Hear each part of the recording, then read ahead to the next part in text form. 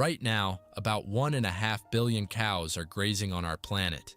They trudge along dusty roads in India, stand in vast pens in Texas and Argentina, nibble grass on the green hills of Ireland, and give a bucket full of milk in small villages in East Africa.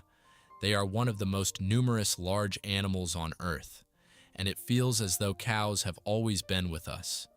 But there is one fact that turns this familiar picture upside down.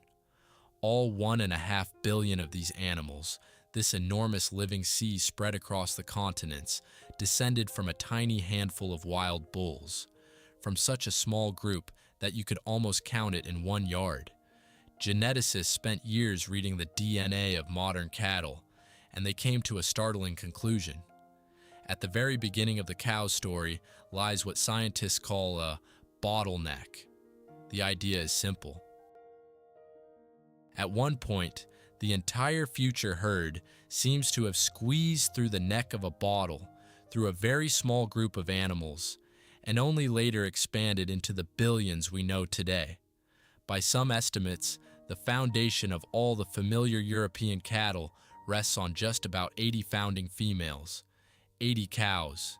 They were domesticated in the lands of ancient Anatolia, in that part of the world historians call the Fertile Crescent, about 10,500 years ago.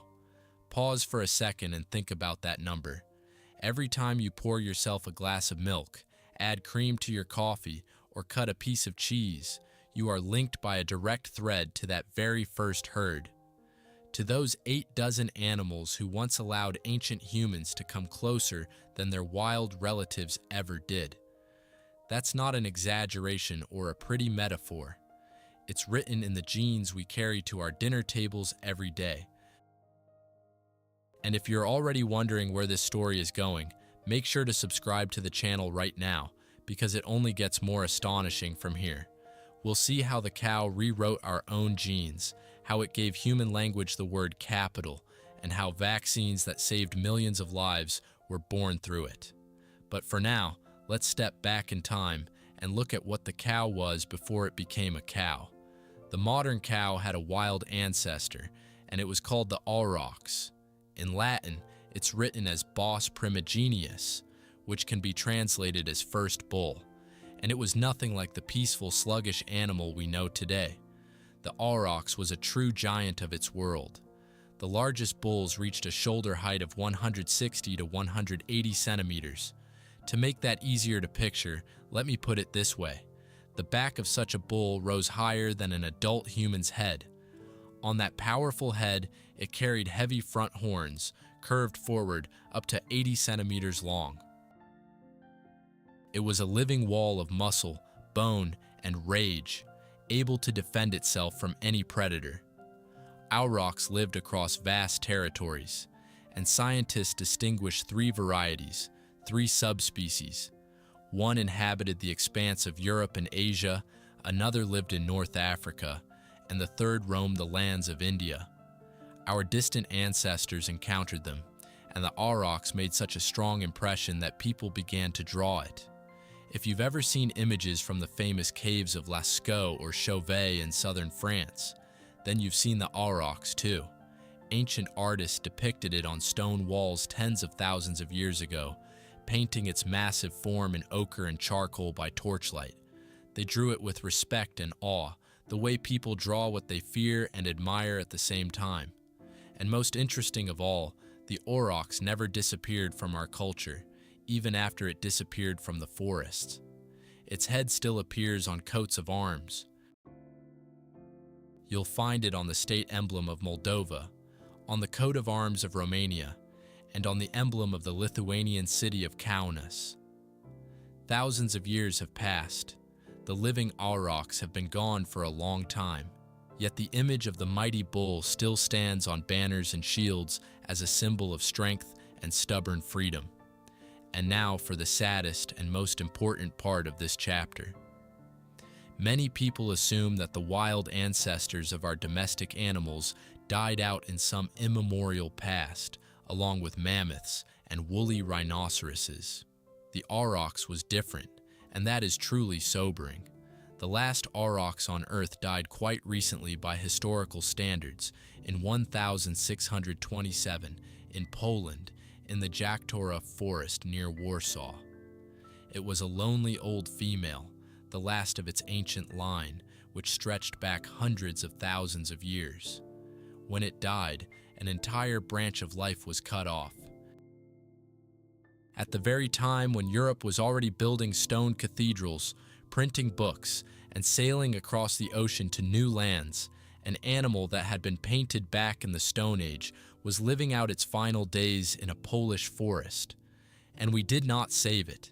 But the auroch story didn't end there, and that's where its unexpected turn begins. In the 20s and 30s of the last century, two German zoologists, brothers named Heck, became obsessed with a bold and almost mad idea. They wanted to bring the aurochs back. Their reasoning was this: if the blood of modern cows still carries the legacy of their wild ancestor, then one could select the animals most like the aurochs, breed them together generation after generation, and gradually, as it were, put the aurochs back together again, piece by piece. That's how a special breed came into being, called Heck cattle. The resulting bulls were not true aurochs, because it's impossible to bring an extinct species back exactly as it was, but they did end up looking very much like their fearsome ancestor. And that dream is still alive today. In Europe now, there are entire projects of so-called rewilding, meaning the return of wild nature.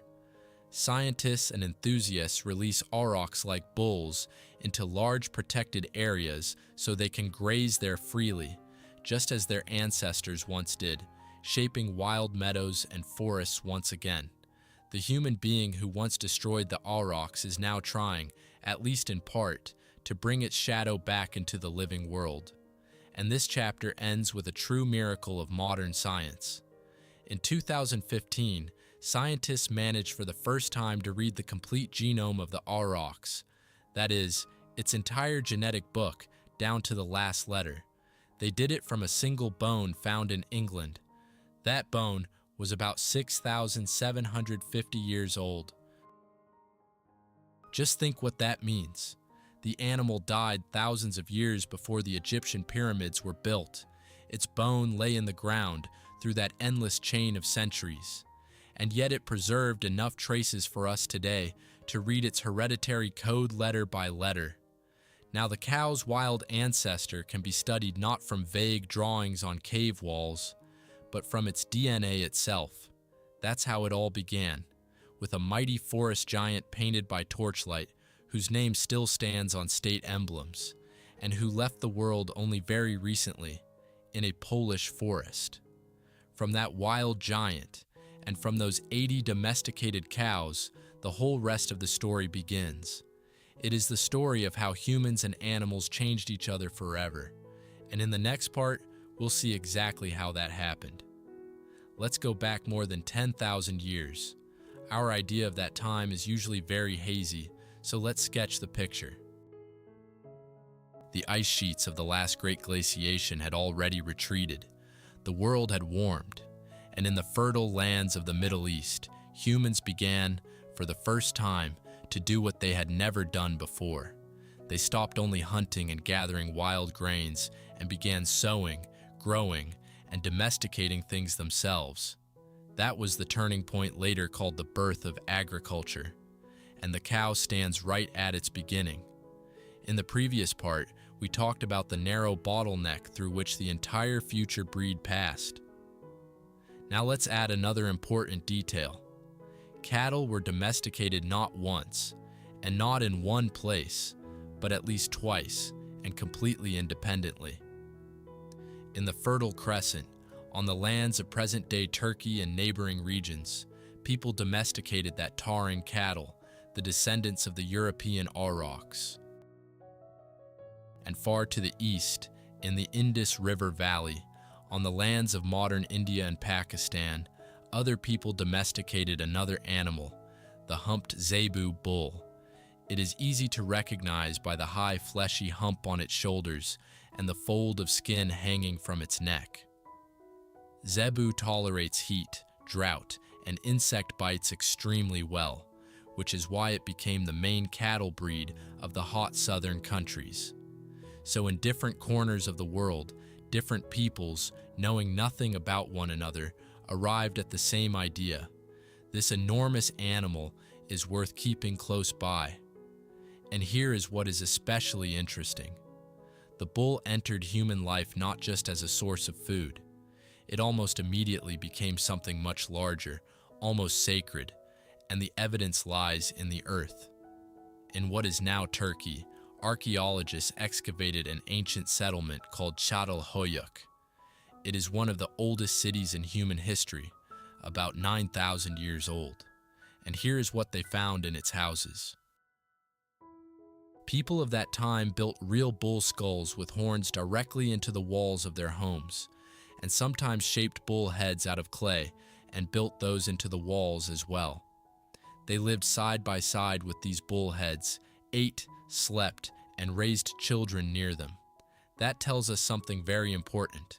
The bull became a symbol, an object of worship and reverence, before it became just a piece of meat on the table. At first, humans looked up at it with awe, and only later learned how to control it. Now let's take a closer look at the animal itself, and, so to speak, look inside the cow, because it is astonishingly built. If you had to describe the cow's main job in one word, that word would be processor. A cow can do what neither we nor almost any large animal can do. It turns ordinary grass, tough and almost useless to our stomach, into milk and meat. And the secret of that magic is hidden in its stomach, which works like a huge living fermentation vat. The thing is, grass consists mainly of fiber, and the human stomach simply can't digest it. A cow doesn't handle this task alone. In a special part of its stomach called the rumen, billions of tiny helpers live there, bacteria and other microbes. They break down the tough fibers of grass and make them fit to eat. It's an astonishing partnership. The cow gives the microbes a warm home and a steady supply of food, and the microbes, in return, digest for it what cannot be digested without them. Without these invisible residents, the cow would simply starve to death in the middle of a green meadow. To help its microbes, the cow has come up with another trick that you've probably noticed many times. It chews almost constantly. First, it quickly swallows the grass, filling its stomach, and then, in a calm setting, brings it back up in small portions into its mouth and chews it all over again. That's called cud chewing. The cow spends about 8 hours a day on this slow task and makes tens of thousands of chewing motions over the course of a day. So a third of the cow's life is spent standing there, thoughtfully chewing, grinding grass into a mash so its tiny helpers can work more easily.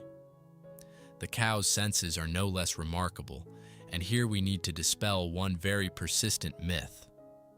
A cow's vision is almost panoramic. Its eyes are set on the sides of its head, and it can see around itself through nearly 330 degrees, meaning it can spot danger from almost anywhere without turning its head. But it distinguishes colors very differently from us. The cow sees the world in a more limited palette, and red simply doesn't stand out for it. That means the famous story about the red cloth that supposedly drives a bull mad is nothing more than a myth. A bull charges not at the color of the cloth, but at its sudden movement in front of its face. Wave blue or green fabric in front of it, the reaction would be exactly the same. A cow also has other fine-tuned abilities. In its eye, like a cat's, there is a special reflective layer called the tapetum. That is why a cow's eyes seem to glow in the dark when a beam of light falls on them. This layer works like a tiny mirror inside the eye and helps the animal see better at dusk. A cow also has a very sharp sense of hearing and an excellent sense of smell, and by scent, it learns of another animal's approach long before it sees it. But perhaps the most unexpected thing is this. A cow is much smarter and more subtle than people usually think. It recognizes its own kind and familiar humans literally by face, distinguishing one muzzle from another and one person from another. Every cow has its own personality. Some are bold and curious, others shy and cautious, others calm and stubborn. They can feel distress, form attachments, and remember those who were kind to them or, on the contrary, rude. These are not silent milk-making machines, but animals with a real inner life, and we'll return to that side of them at the very end of our story. Let me add one more detail that brings cows closer to us than you might expect.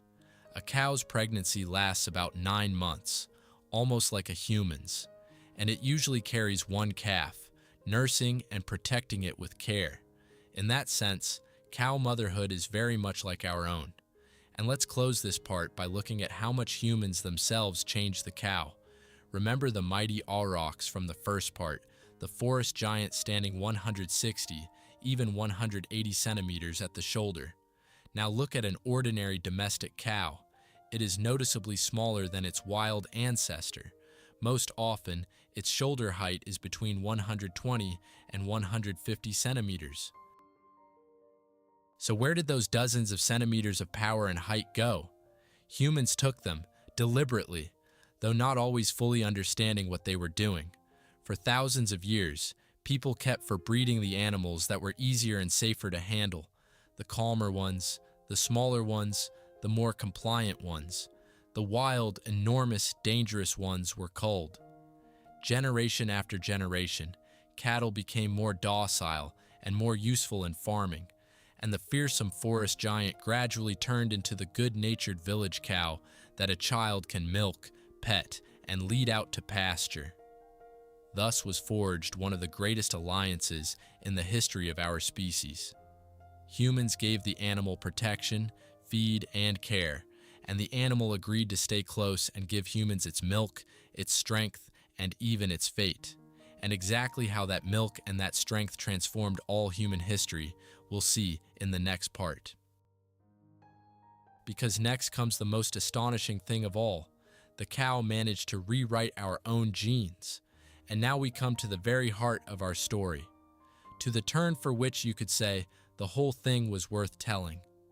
I'm going to explain something that sounds almost unbelievable, but it's pure truth, confirmed by science.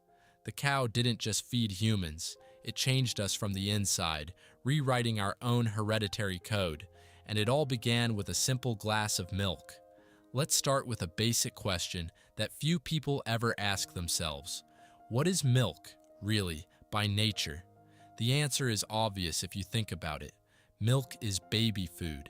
It is the very first nourishment that any mammal, whether a kitten, a calf, or a human infant, gets from its mother at the start of life. Nature made milk specifically for babies and for no one else. And in a young body, there is a special helper that allows milk to be digested. It is a special substance, an enzyme called lactase. Lactase breaks down milk sugar so it can be absorbed. While the young feed from the mother, lactase works just fine.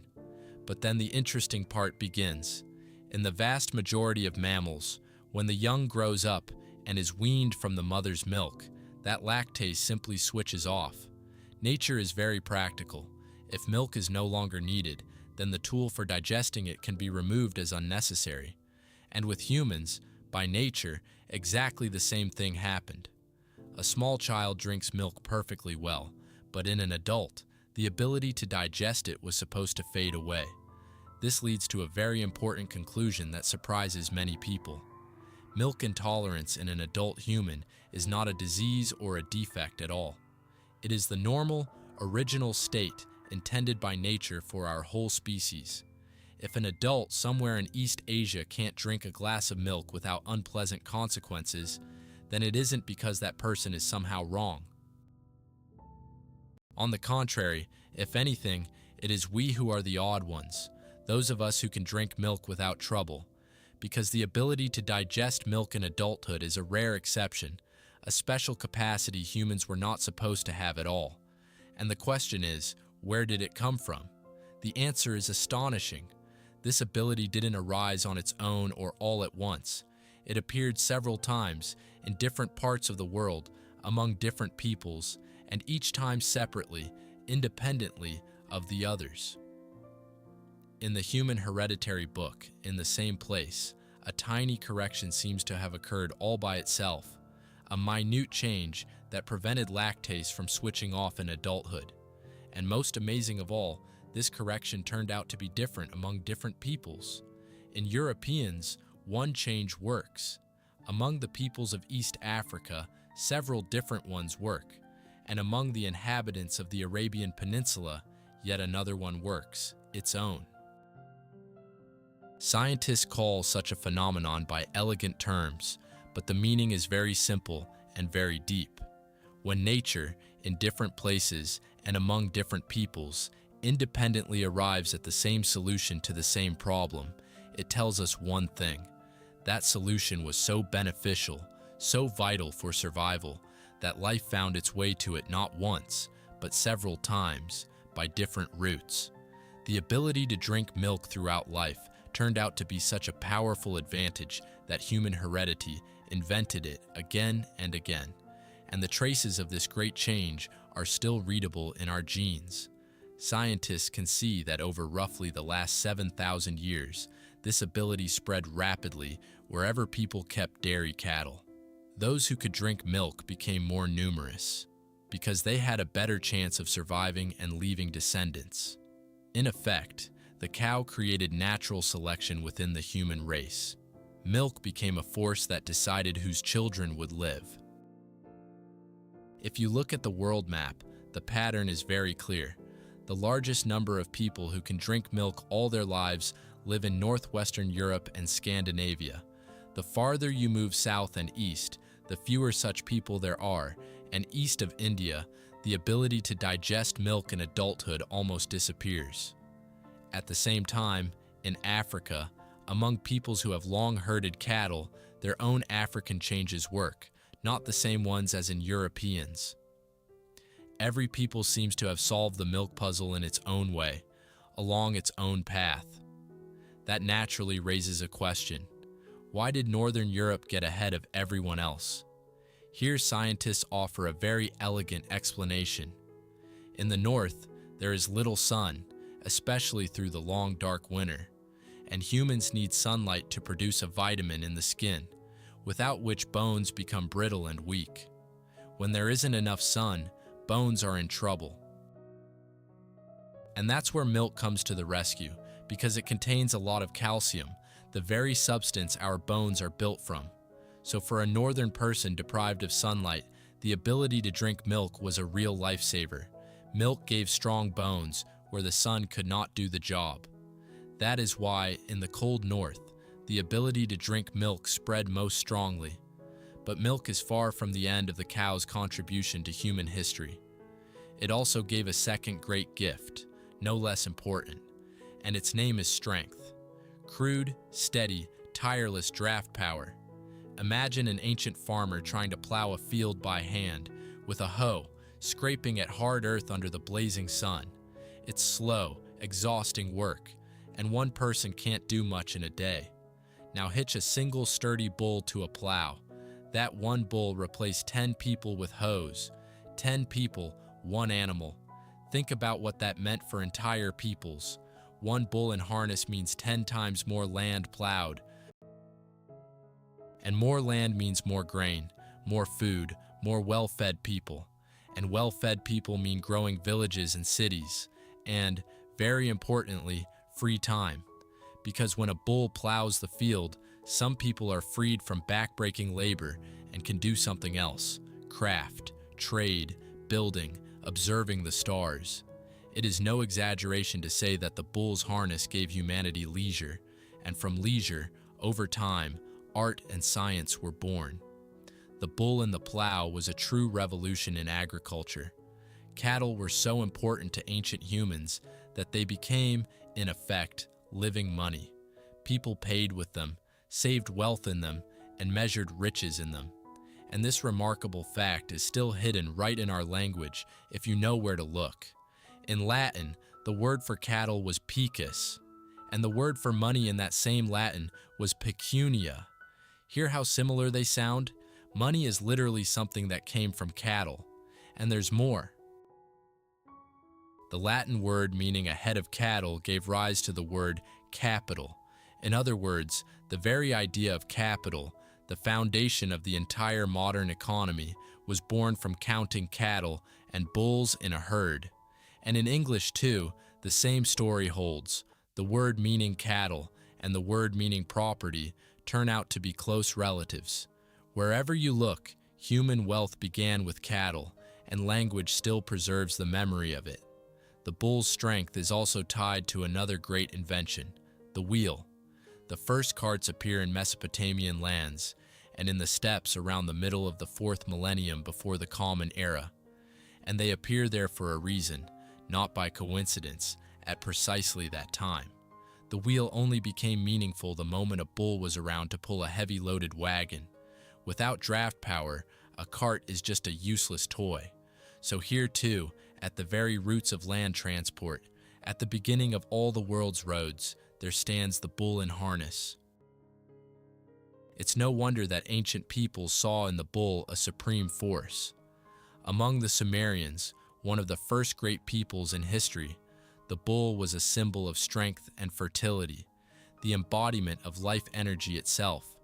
And there is nothing strange about that. Humans were simply paying tribute to the one who plowed their fields, carried their loads, fed them milk, and rewrote their heredity. For ancient people, cows and bulls were not just livestock in the yard. They were the foundation of everything. That is how the cow left its mark, not only on our fields and in our stomachs, but on our very nature, in our genes, in our money, and even in the words we use every day. And in the next part, we'll meet the most incredible breeds of cattle, the ancient cults in which the cow was worshipped as a deity, and the astonishing story of how, through the cow, humanity learned to defeat terrible diseases. Over the thousands of years that the cow has lived beside humans, we have shaped it into a vast variety of different beings. Today, there are more than 1,000 cattle breeds in the world, and they differ from one another so much that it is sometimes hard to believe they are still the same animal. Humans, like sculptors, shaped the cow to suit their needs. Some wanted more milk, some more meat, some endurance, and some resistance to heat or disease. The results of this long labor are astonishing. Take, for example, the breed called Belgian Blue. When you first see these animals, it seems as though you're looking not at a cow, but at some over-muscled strongman from a cartoon. Their whole bodies are covered in enormous, sharply defined muscle bulges, like a bodybuilder's. This breed is even called a double-muscled breed, and there is a very specific reason for that. Their heredity underwent a special change in one gene. The thing is, in a normal body, there's a built-in brake that keeps muscles from growing without limit.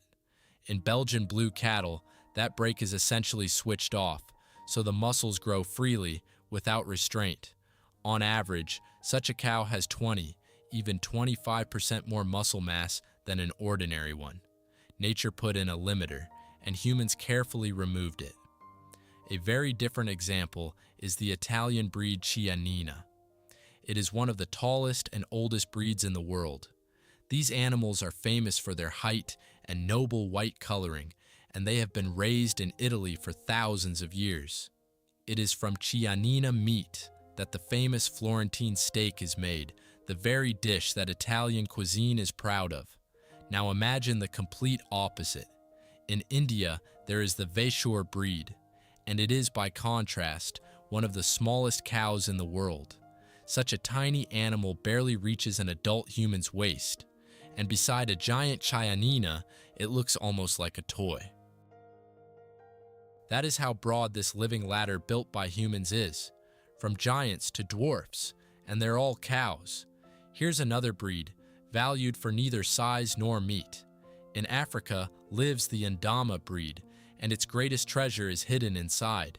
These cows are resistant to a terrible cattle disease spread by biting flies, a disease that kills ordinary cattle by the herd.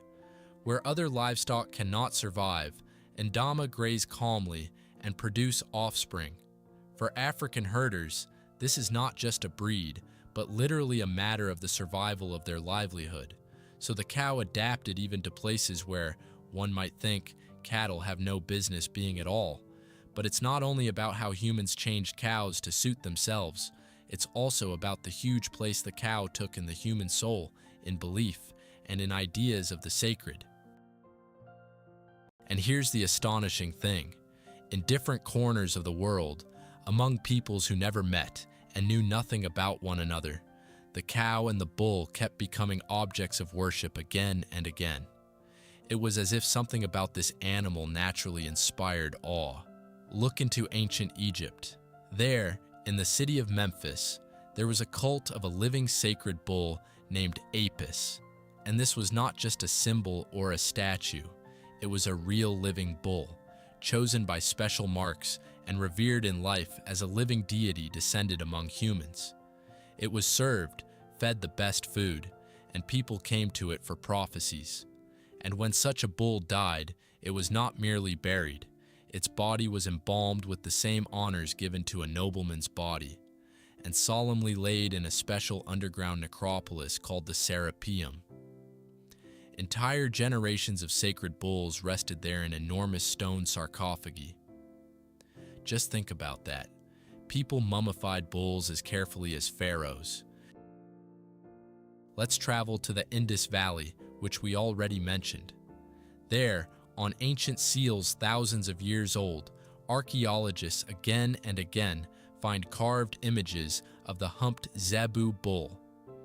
Artists of that distant civilization return to this image over and over, as if it were the most important one for them. And now let's step into ancient Rome. Among Roman soldiers, among the hard-bitten legionaries, the cult of a deity named Mithras was very popular.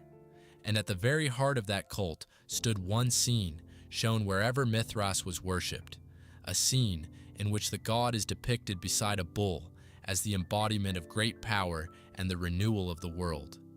From the banks of the Nile to the Indus Valley, from the Sumerian steppes to the Roman legions, everywhere humans looked at the bull and saw something more than an animal. And now I'll tell you perhaps the most unexpected chapter in this entire story. Because the cow didn't just feed humans, haul their loads, and rewrite their genes. The cow stood at the very origins of modern medicine, and through it, humanity achieved one of its greatest victories. Victory over deadly diseases. There was once a terrible disease that struck cattle especially hard, but could also kill humans.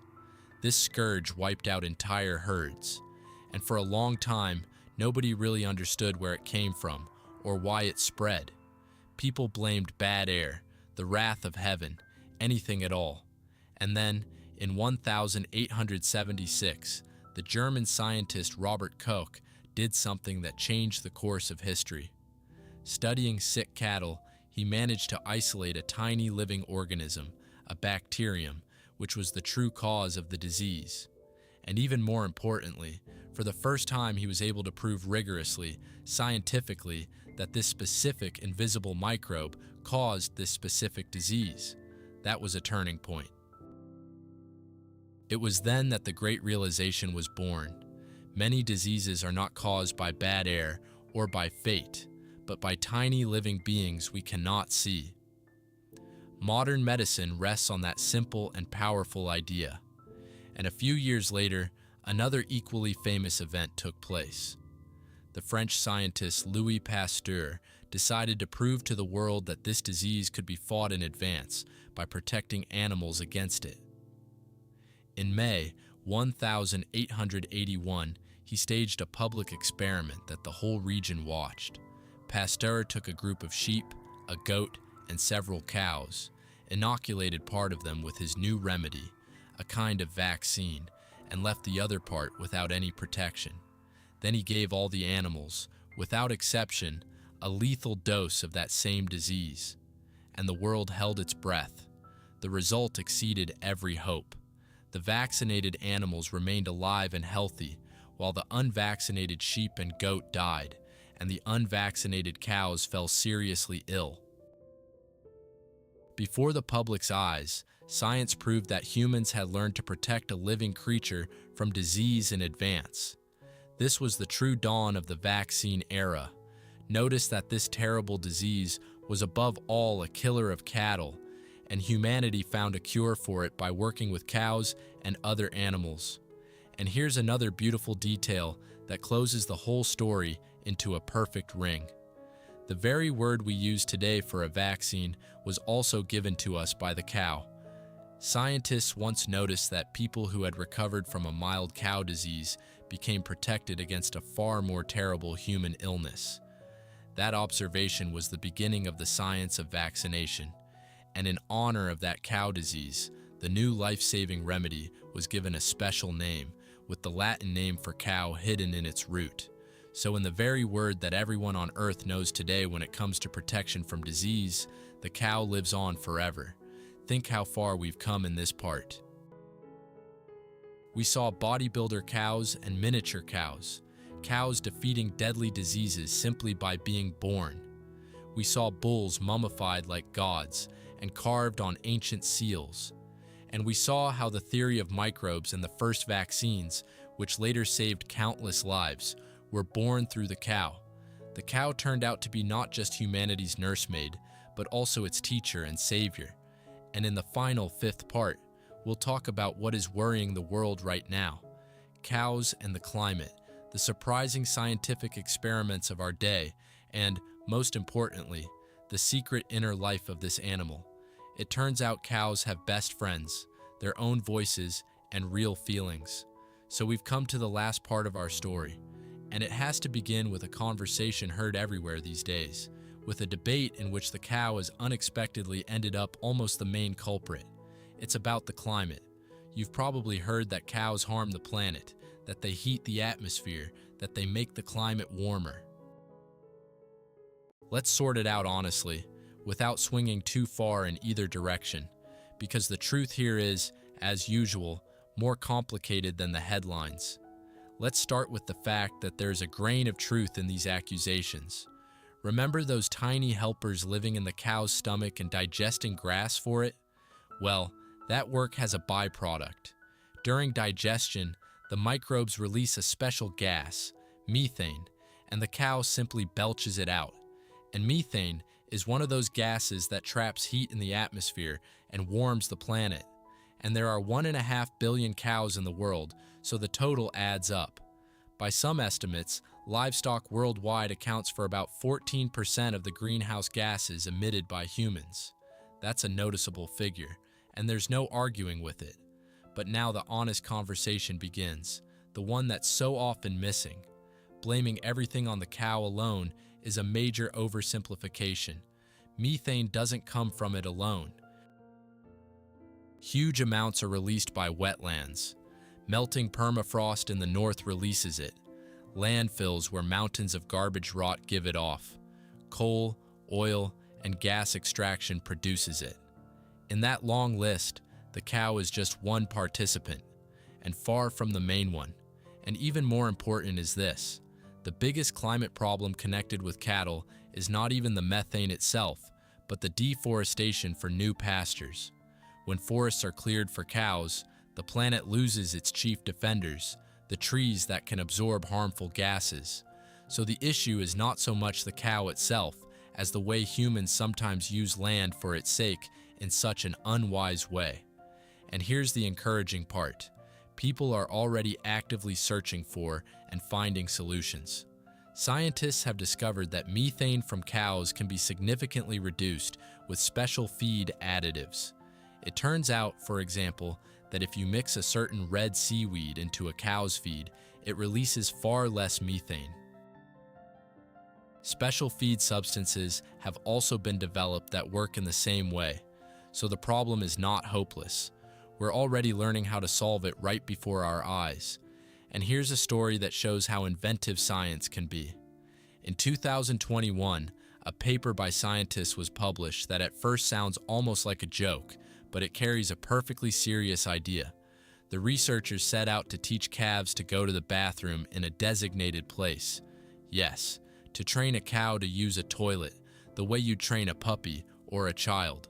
They even called this amusing project the cow toilet. And the point was this: if animal waste is collected in one place instead of being scattered across the field, harmful emissions that pollute air and water can be greatly reduced. And do you know what the experiments showed? The calves turned out to be excellent students. In their ability to learn this difficult habit, they performed at the level of small children. A little calf learned to use a toilet about as successfully as a 2 or 3-year-old child.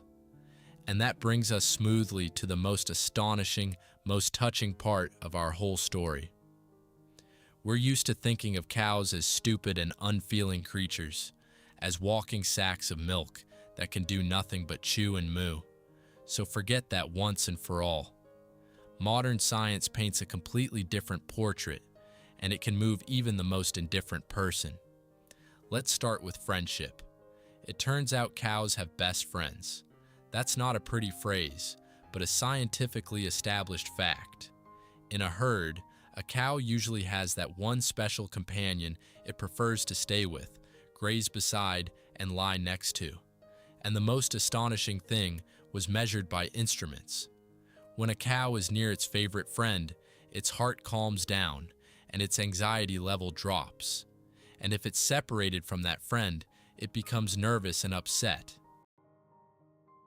Just think about that. Near a close companion, a cow feels calmer in its heart, in the most literal, measurable sense. This huge animal forms real attachments, and those attachments relieve its stress, just like us. Cows also know how to take joy in achievement. In one experiment, scientists placed before cows a task that had to be solved in order to get a treat. And here's what they noticed. The moment a cow figured out how to get what it wanted and completed the task, it behaved as if joy had swept over it. This was not just a reaction to food, but something very much like pride in succeeding, like the joy of victory that a human feels when they finally solve a difficult puzzle. So a cow can take pleasure not only in a full belly, but in its own small success. We already said that cows recognize each other and humans by face. Now let me add another astonishing trait. They remember. A cow remembers for a long time who was near it and distinguishes a kind person from one who hurt it.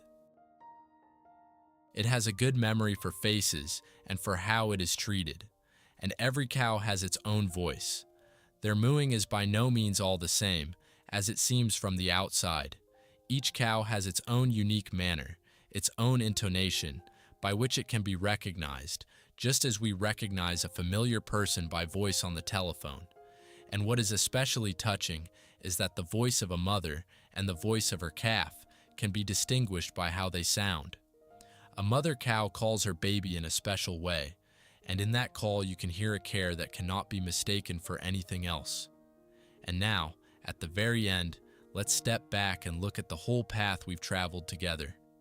Today, on every continent except ice-covered Antarctica, about 1.5 billion cows are grazing. That makes it one of the most numerous large animals on the entire planet. And for its incredible success, for spreading across the world, the cow owes not to chance or to its strength, but to a single ally, humans. We took it under our protection, and it spread across the world alongside us. Now remember where we began. With 80 wild cows domesticated somewhere in ancient lands more than 10,000 years ago. Just 80 animals at the start, and 1.5 billion of their descendants today. Between those two numbers lies almost the entire history of human civilization. And at every step of that history, the cow walked beside us.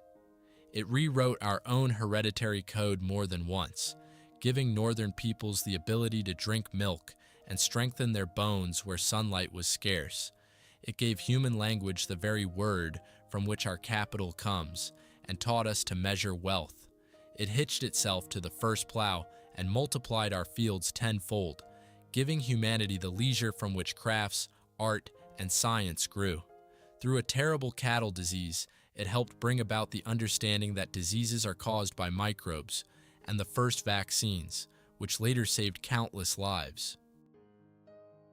It was revered as a living deity from Egyptian Memphis to the distant Indus Valley, mummified like pharaohs, carved on ancient seals and banners.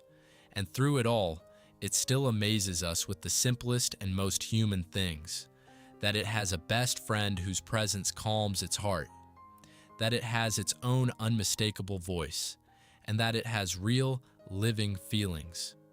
The next time you drive past a grazing herd or pour yourself an ordinary glass of milk, pause for a moment and remember all this. Remember the forest giant on cave walls. Remember the 80 cows at the dawn of time. Remember the plow, the vaccine, and the sacred bull. Before you is not just livestock in a meadow. Before you is an animal that quite literally helped make us who we are. If this story made you see the familiar cow in a completely different light, give it a like so more people can see it. Subscribe to the channel so you don't miss new stories about how our amazing world works. And please support us because it's thanks to you that we can keep searching for and sharing stories like this.